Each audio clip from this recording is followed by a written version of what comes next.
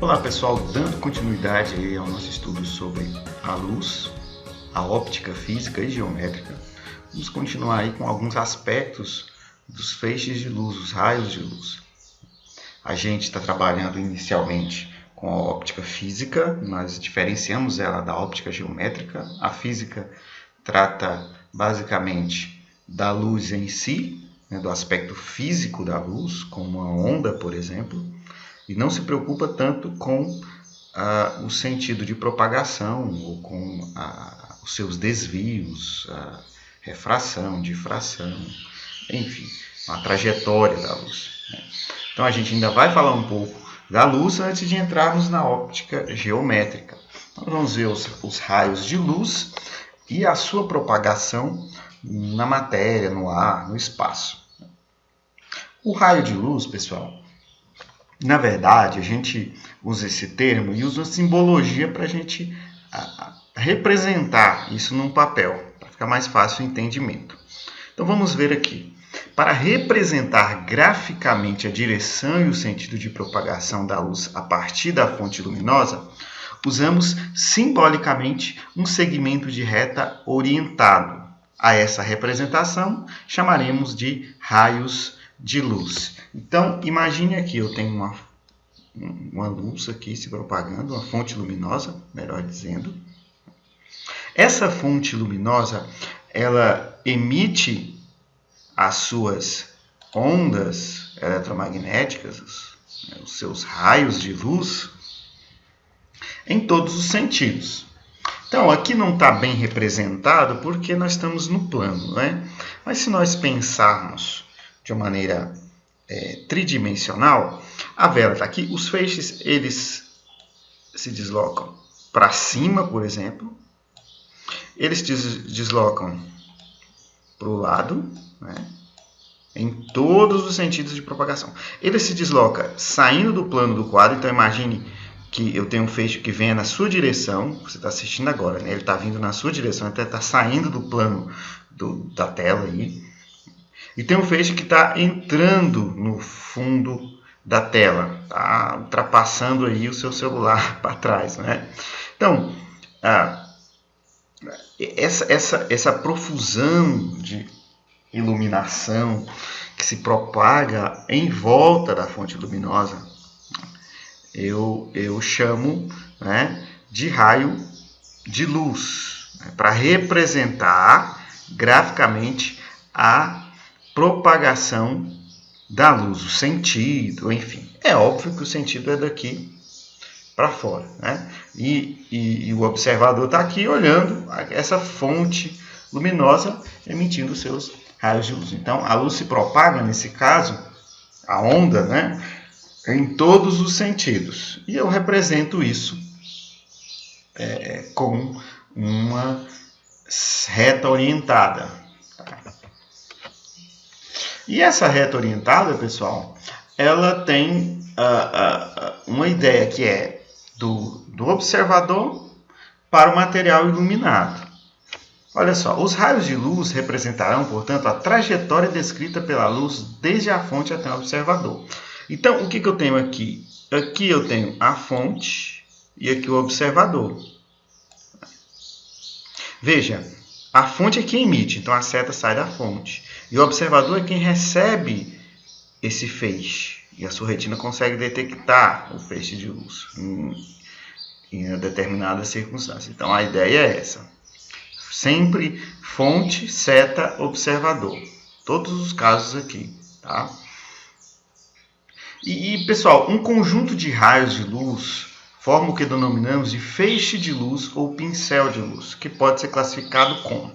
Então, eu tenho os raios de luz, que são simbolicamente representados por uma reta. E esses raios de luz, eles podem ser denominados de feixe de luz quando eu tenho um conjunto de raios com características específicas.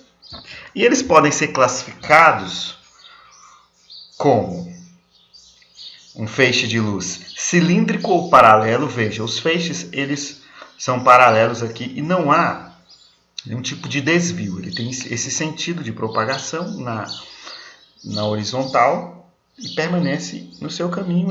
A seta vai indo aqui, ó, vai tranquilamente, tá? Até o final, todas essas aqui.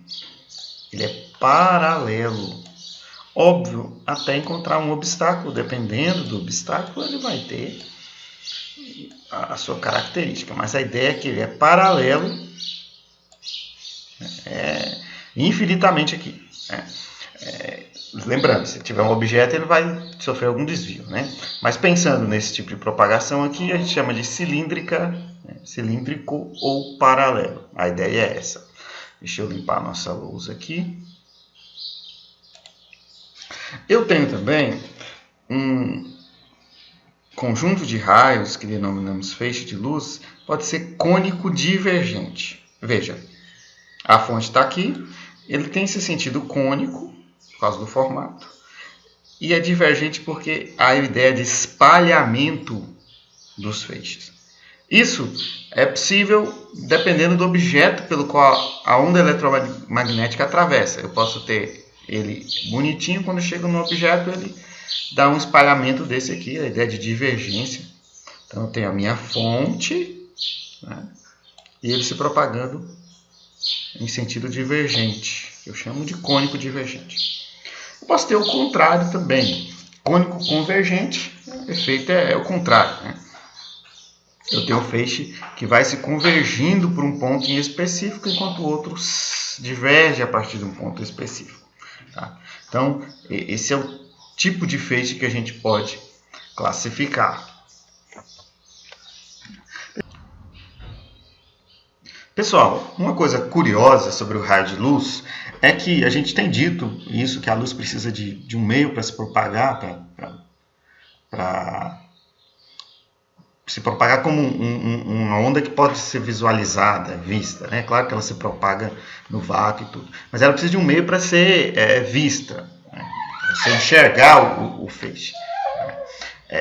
A gente não pode enxergar um feixe de luz, ele é invisível. E não é que a luz não se propague nesse meio, nós é que não conseguimos enxergá-la. Então ela está aí, né? Só que nós só vamos enxergar os objetos iluminados. O que vemos é o resultado da interação da luz com a matéria, depois que ela iluminou o objeto. Então a ideia é, o raio de luz, o feixe de luz, ele é invisível. Então quando você vê essa luz, por exemplo, da imagem aqui, o que está acontecendo? As partículas suspensas no ar aqui, aí a gente considera a fuligem, alguma concentração de uma substância um pouco mais densa, gasosa no caso, né? E aí a luz, atravessando essa bolsa de ar, de fuligem e de substâncias gasosas, ela pode ser vista, porque ela interage com as partículas do ar e você observa essa reflexão e essa interação e seu olho consegue captar a imagem e, enfim, consegue perceber o feixe de luz, algo luminoso, coisa do tipo. Mas o feixe em si é invisível, então eu preciso de partículas suspensas, eu preciso de um meio para ela interagir de forma que eu consiga enxergar esse feixe de luz. E aqui, pessoal, os raios de luz têm os seus meios de propagação. Esses feixes vão percorrer o espaço e os meios de propagação são diferenciados. Observemos as figuras aí, ó. Essas três figuras. Alguns materiais permitem a passagem da luz mais facilmente do que outros. Então aqui eu tenho uma folha mais densa, opaca, né?